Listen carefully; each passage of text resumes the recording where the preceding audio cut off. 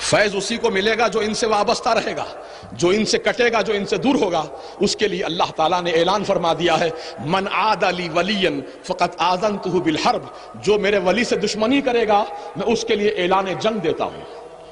اللہ فرماتا میں اسے اعلان جنگ دیتا ہوں، آؤ مجھ سے جنگ کر لو، میرے ولی کی دشمنی کرنے والوں آؤ مجھ سے مقابلہ کرو، کون ہے تم میں ایسا طاقتور جو اللہ تعالیٰ سے جنگ کرے، اللہ سے مقابلہ کرے۔ عزیزان ملت اسلامیہ، آج حیدرآباد شہر میں وہابیت اتنی تیزی سے پھیل رہی ہے، بڑا دکھ ہوتا ہے دیکھ کر، افسوس ہوتا ہے دیکھ کر۔ ہماری نوجوان نسل جو کل تک یا نبی سلام علیہ کا کہتی تھی، ہماری نوجوان برادری جو کل تک اولیاء اللہ کی عاشق تھی، 11ویں 12ویں بڑی عقیدت و احترام سے کیا کرتے تھے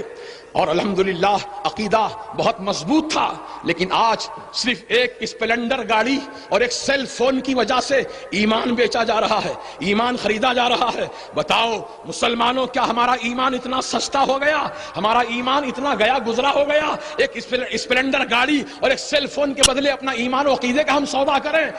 عزیزان ملت اسلامیہ، مرد مومن کی شان تو یہ ہوا کرتی ہے کہ دنیاوی لالچ میں وہ نہیں آتا، اپنے ایمان کا سودا نہیں کرتا، بھوکا مر جانا پسند کرے گا لیکن اپنے ایمان کو نہیں بیچے گا، بھوکا مر جانا پسند کرے گا، اللہ تو لال کی زندگی گزارنا پسند کر لے گا، جھوپڑے میں رہنا پسند کر لے گا لیکن اپنے ایمان کا سودا نہیں کرے گا۔ آج نوجوانوں، آج اس مقدس اسٹیج سے آپ سے یہی گزارش کرنا چاہتا ہوں، خدا را آپ اسپلنڈر گاڑی اور سیل فون کے چکر میں نہ جائیں یا کسی اور پیسے کی لالچ میں نہ جائیں، کیونکہ مجیب علی رضوی کی عادت رہی ہے، الحمدللہ ہمارے اسلاف کا یہ وتیرہ اور طریقہ رہا ہے، ہم انہی کی سنت پہ عمل کر رہے ہیں۔ ہم جو بات کہتے ہیں وہ کان میں نہیں کہتے ہیں، میدان میں کہتے ہیں۔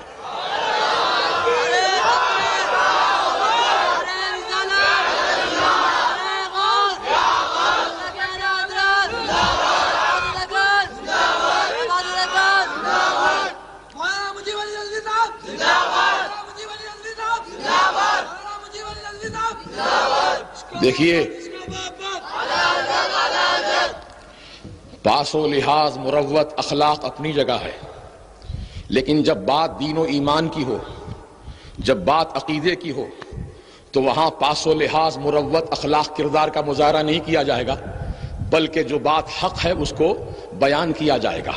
یہی ایمان کا تقاضا ہے، یہی ایمانیات کے اصول ہے۔ یاد رکھو ہمارے اسلاف کا یہی وتیرہ رہا، جیسا کہ ہندوستان کا شہنشاہ اکبر اعظم جب اس نے اپنا ایک نیا دین لاگو کیا، دین الہی کے نام سے، دین اکبری کے نام سے، تو عزیزان ملت اسلامیہ اس وقت، اس دور میں جو مجدد تھے سیدنا شیخ احمد فاروقی سرہندی علیہ رحمت و رضوان، وہ اپنے گھر کے تنہائی میں نہیں جا کر بیٹھ گئے، گوشہ نشین نہیں ہو گئے، ہم کو کیا کرنا ہے اس کا معاملہ ہے وہ جواب دے گا کہہ کر خاموشی اختیار نہیں کی، بلکہ آپ سینہ سپر ہو گئے اور شہنشاہ وقت کے خلاف آپ نے ٹکر لی، ہر طرح کی مصیبت کو برداشت کیا لیکن حق کی آواز کو بلند کیا۔ یہی ہمارے اسلاف کا وتیرہ رہا ہے، یہی ہمارے اسلاف کی سنت رہی ہے۔ سیدنا امام احمد بن حنبل رحمت اللہ تعالیٰ علیہ کی ننگی پیٹھ پر کوڑے برسائے گئے ہیں صرف حق بات کہنے کی وجہ سے۔ عزیزان ملت اسلامیہ، آج ہماری اسلاف کی تاریخ کو ہم فراموش کر رہے ہیں اور ہم مصلحت کا شکار ہو رہے ہیں۔ ارے دین میں مصلحت جائز ہوتی امام حسین شہید نہ ہوتے، دین میں مصلحت جائز ہوتی سیدنا علی اکبر کی جوانی لوٹتی، دین میں مصلحت جائز ہوتی تو سیدنا علی اصغر کی شہادت واقع نہ ہوتی۔ ان تمام مقدس نفوس قدسیہ اہل بیت اطہار نے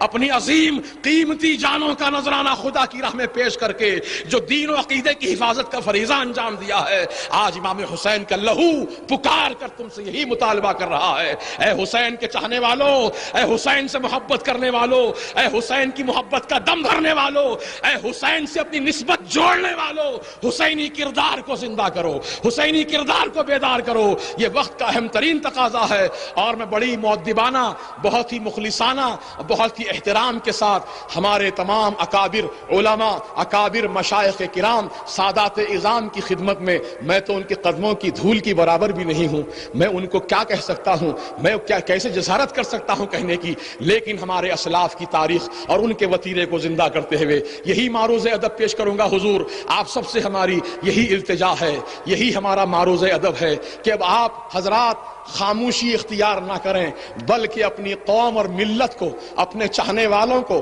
اپنے حلقہ ارادت میں داخل ہونے والوں کو یہ پابند کر دیں اور اس بات کا ان سے عہد لے لیں کہ زندگی بھر سنی صحیح العقیدہ بن کے رہیں گے، کسی بدعقیدہ جماعت سے اپنا تعلق نہیں جوڑیں گے، کسی بدعقیدہ جماعت سے اپنا کوئی رشتہ نہیں جوڑیں گے، اس کی دعوت نہیں کھائیں گے، اس کے گھر کا پانی نہیں پئیں گے، اگر وہ بیمار پڑ جائے تو اس کی تیمارداری نہیں کریں گے، اگر وہ مر جائے تو اس کے جنازے کی نماز نہیں پڑھیں گے، اس کے جلسوں کے اسٹیج کی ہم زینت نہیں بنیں گے۔ یہ تمام باتوں کا عہد لے لے تاکہ قوم برباد ہونے سے بچ جائے، یہ ملت تباہ ہونے سے بچ جائے۔ ہم آپ سے یہی معروض ادب پیش کرنا چاہتے ہیں، خدا را اپنی برباد ہوتی ہوئی قوم کو بچا لو۔ اے سادات کرام، آپ کی بارگاہ میں ہمارا معروض ادب ہے، اپنی قوم کو بچا لیجئے، آپ کے نانا جان کی اس امت کو تباہی سے بچا لیجئے، آپ کے نانا جان کی پیاری امت کو بچا لیجئے۔ اس امت کو بچانے کے لیے میرے آقا پیٹ پہ پتھر باندھے تھے، اس امت کو بچانے کے لیے میرے آقا اپنے گھر میں ایک مہینے تک چولہا نہیں جلائے تھے، اس امت کو بچانے کے لیے میرے آقا اپنے پیارے نواسوں کو قربان گاہ میں پیش کر دیا تھا۔ خدا را آپ انہی کی آل ہیں، انہی